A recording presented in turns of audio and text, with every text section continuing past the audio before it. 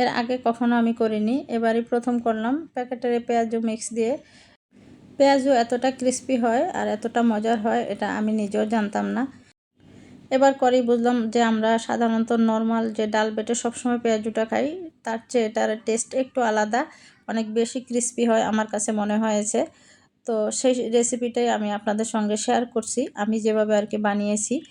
এখানে আমি প্রথমেই ডাল নিয়ে নিয়েছি আমার পরিমাণ মতো, মানে আমার যতটুকু ঠিক লাগবে ততটুকুই নিয়েছি। এরপর আমি পরিমাণ মতো পানি দিয়ে আমি এটাকে খুব ভালোভাবে মিক্স করে নিয়েছি। পানি দিয়ে মিক্স করার পর 20 থেকে 25 মিনিটের মতো এটাকে রেস্টে রেখে দিতে হবে। আর রেস্টে রাখার পরে একদম আমরা ডাল বাটার পরে যে অবস্থা হয় বা ব্লেন্ড করে নিলে যে অবস্থা হয় সেরকম পজিশনেই চলে আসবে। এরপর আমরা নর্মালি পেঁয়াজু বানাতে যে উপকরণগুলো ইউজ করি তাই দিয়েছি। এখানে দিয়েছি আদা বাটা, রসুন বাটা, পেঁয়াজ কুচি, কাঁচামরিচ কুচি, হালকা একটু জিরার গুঁড়া, আর দিয়েছি হলুদের গুঁড়া, মরিচের গুঁড়া, আর স্বাদ মতো লবণ। আর হাতের কাছে ধনিয়া পাতা থাকলে ধনিয়া পাতা দিবেন। এরপর আমি খুব ভালোভাবে এগুলোকে মাখিয়ে নিয়েছি। আর এই তো পেঁয়াজু ভাজতে চলে আসলাম।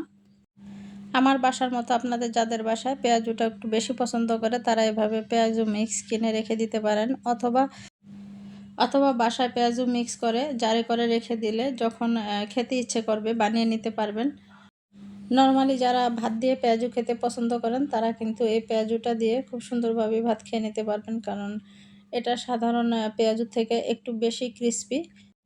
বা চায়ের সাথে সন্ধ্যার নাস্তায়ও কিন্তু এভাবে পেঁয়াজু রেডি করে খাওয়া যেতে পারে।